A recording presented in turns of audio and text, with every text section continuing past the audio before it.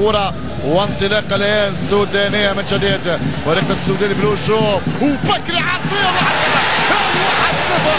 للهلال عن طريق محمد بشير بيشار. بكري المدينه انطلق بشكل ممتاز وبيشار يضع الكرة في المرمى. محمد بشير يضع حد لكسر حاجز التعادل السلبي.